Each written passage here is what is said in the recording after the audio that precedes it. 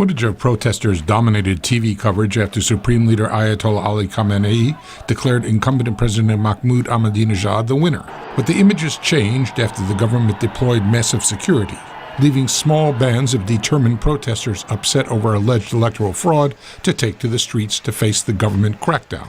Analyst Karim Sajapur of the Carnegie Endowment for International Peace says the combination of government intimidation and Tehran's sprawling geography has stymied the protesters. I don't see that it's subsided, and in fact it's probably even increased.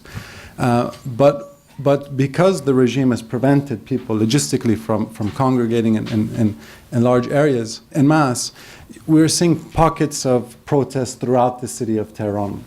And this is much easier for the Basij militia to handle. But other analysts, like Riva Bala of the private intelligence firm Stratfor, say today's opposition protests have also withered because they failed to draw insufficient numbers of people from outside the young, educated urban elite. What you didn't see was the addition of social groups. Where are the bazaari merchants? Where are the labor unions? Where are the more of the religiously conservative classes?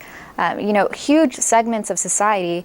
And you have to also remember that Ahmadinejad does have very legitimate popular support amongst many of these social groups. There have been some reports that defeated opposition candidate Mir Hussein Mousavi called for a general strike, which would clearly show opposition strength among the merchant class, but which could also prove a risky strategy. But no strike has yet materialized, and it is not even clear if Mr. Mousavi called for one.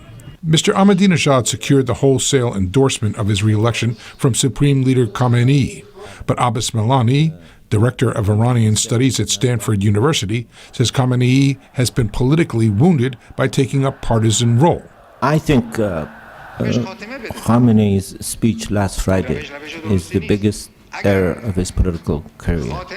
It might well be the end of his political career. I think for all practical purposes, it is the end of his spiritual leadership role. He might stay in power, but you cannot be a spiritual leader and have your words and commands constantly challenged. Analysts believe that there is intense political infighting taking place behind the scenes in Tehran, led in large part by President Ahmadinejad's chief rival, former President Ali Akbar Hashemi Rafsanjani. Abbas Milani says that works to the opposition's advantage in the future. That split can be used by the good guys to make this transition possible.